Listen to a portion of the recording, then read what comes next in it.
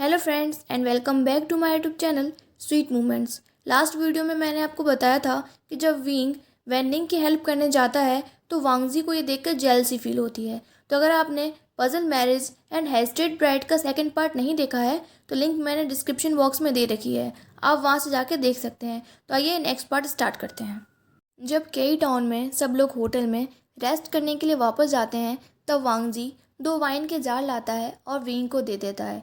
वो उससे कहता है कि विंग, उस दिन जो मैंने तुम्हारे वाइन के जार तोड़े थे ये उसका रिपे है। विंग उससे पूछता है कि क्या मैं इसे अभी पी सकता हूँ। तो वांगजी कहता है कि हाँ विंग, तुम क्लाउड सिस के अलावा कहीं भी वाइन पी सकते हो, क्योंकि लैंड क्लैन में वाइन पीना अलाउ नहीं है। और वहाँ से जाने लगता है। फिर वो रुक कर कहता है कि विंग, तुम मुझे मेरे बर्थ नेम से बुला सकते हो, और वहाँ से चला जाता है। विंग अपनी वाइन पीने लगता है और सोचता है कि क्या सच में एक कोल्ड हार्टेड वांगजी इतना स्वीट और क्यूट भी हो सकता है। नेक्स्ट डे सभी गूसू वापस लौट जाते हैं। नाइट में वांगजी को गूसू के एक स्टूडेंट से पता चलता है कि लैन क्यूरेन वापस आ गए हैं। उसे विंग की टेंशन होती है कि कहीं वो फिर से तो कोई शरारत नहीं कर रहा होगा, इसलिए वो विंग के रूम के पास जाता है। उसे वहाँ पर जियांग चैन और नी हुसैन की आवाज़ भी आती है। जब वो चेक करने के लिए रूम में एंटर होता है तो वो देखता है कि विंग, जियांग चैन और नी हुसैन वाइन पी रहे हैं। विंग ने फिर से गूसू क्लान रूल्स तोड़े थे। वो तीनों वांगजी को वहाँ देखकर शॉक्ड हो जाते हैं। उन्होंने ये कभी एक्सपेक्ट नहीं किया था कि वांगजी इस टाइम पर विंग के रूम में आ सकता है। वांगजी उनसे कहता है कि तुम तीनों ने गूसू क्लान रूल्स तोड़े हैं, तुम अभी मेरे साथ अपनी पनिशमेंट एक्सेप्ट करने चलो। पर विंग सोचता है कि अगर जियांग चैन को गूसू के रूल्स तोड़ने के लिए पनिशमेंट के लिए ले जाया जाएगा तो इससे उसके मैरिज प्रपोजल पर इफेक्ट पड़ सकता है। इसलिए वो वांगजी पर एक बॉडी स्पेल करता है और जियांग चैन एंड नी हुसैन को वहाँ से भेज देता है। पर गाइस फ्रेंड्स, ये तो विंग है। उसके दिमाग में एक नॉटी थॉट आता है और वो सोचता है कि क्यों ना वांगजी का टेस्ट किया जाए कि वांगजी जैसा दिखता है वो रियलिटी में भी वैसा ही सिंपल एंड प्योर है, या गूसू का सेकंड यंग प्रिंस होने की वजह से वो ऐसा प्रिटेंड करता है। विंग वांगजी को ड्रिंक ऑफर करता है और पीने के लिए कहता है।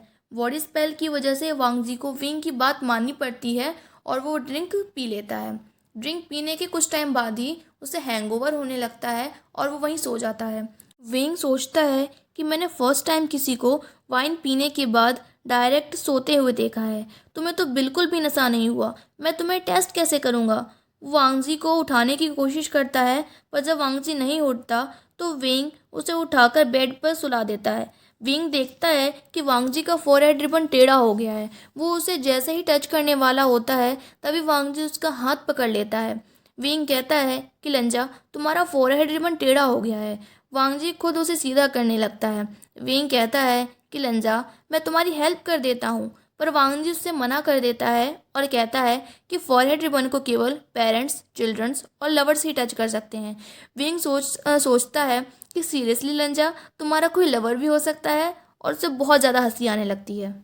नेक्स्ट डे जब वांगजी की आँख खुलती है तो वो देखता है कि वो विंग को हक करके सो रहा है।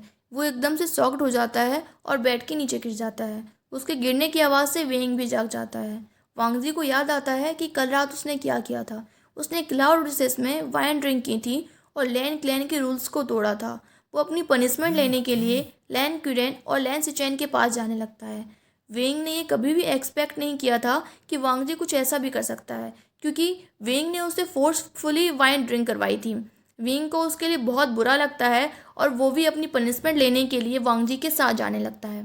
लैन कुरैन को वेंग पर बहुत गुस्सा आ रहा होता है। वो सोच रहा होता है कि आज इस लड़के की वजह से वांगजी को फर्स्ट टाइम पनिशमेंट मिल रही है। पनिशमेंट के बाद वांगजी वेंग को देखे बिना ही वहाँ से चला जाता है। वेंग सोचता है कि लंजा, क्या तुम मुझसे इतने ज़्यादा अपसेट हो कि तुम मेरी तरफ देखे बिना ही चले गए। पर वांगजी सोच रहा होता है कि मुझे फर्स्ट टाइम इतना हर्ट हुआ है वेंग, आज मुझे अपनी पनिशमेंट मिलने का उतना पेन नहीं है जितना तुम्हें पनिशमेंट मिलते हुए देखने का पेन है।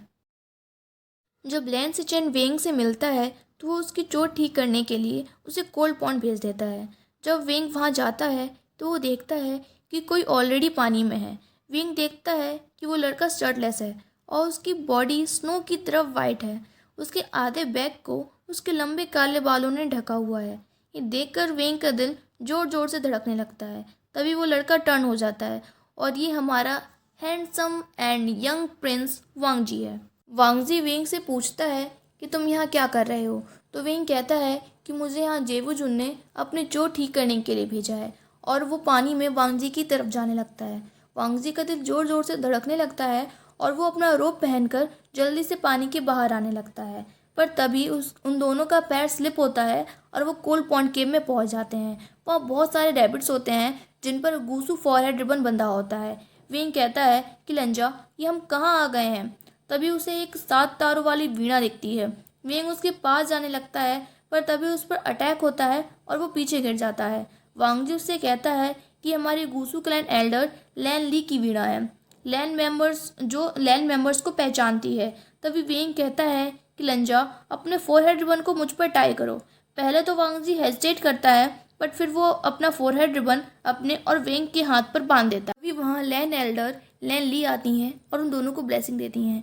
इधर जियांग चैन और जेवुजुन विंग और वांगजी को ढूंढ रहे होते हैं। लैन सिचेन जियांग चैन से कहता है कि तुम चिंता मत करो, वो दोनों यहीं होंगे। तभी लैन सिचेन को वांगजी और वेंग जमीन पर गिरे हुए देखते हैं। वो देखता है कि वांगजी का फोरहेड रिबन वेंग के हाथ पर बंधा हुआ है। लैन सिचेन समझ जाता है कि वांगजी वेंग को पसंद करने लगा है। वेंग वांगजी के ऊपर गिरा होता है। जब वांगजी लैन सिचेन और जियांग चैन को वहाँ पे नोटिस करता है तो उसे बहुत शाय फील होता है और वो उठ जाता है। फिर वो सारी बातें जो कोल्ड पॉन्ड में उनके साथ हुई थी लैन सिचेन को बता देता है। नेक्स्ट डे लेक्चर के टाइम पर कुछ वैन सोल्जर और वैन क्लान का प्रिंस वैन चाओ वहाँ आते हैं।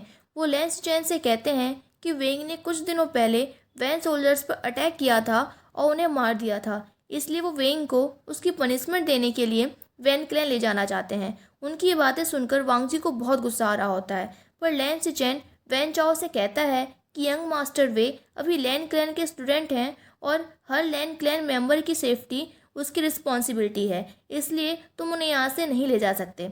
वैन मेंबर्स के वहाँ से जाने के बाद वेंग लैन सिचेन को थैंक्स बोलता है। जब सब लोग अपने अपने रूम में चले जाते हैं तो वेंग जियांग चैन से कहता है कि जियांग चैन, आज तुम्हारे मैरिज प्रपोजल ने मुझे बचा लिया।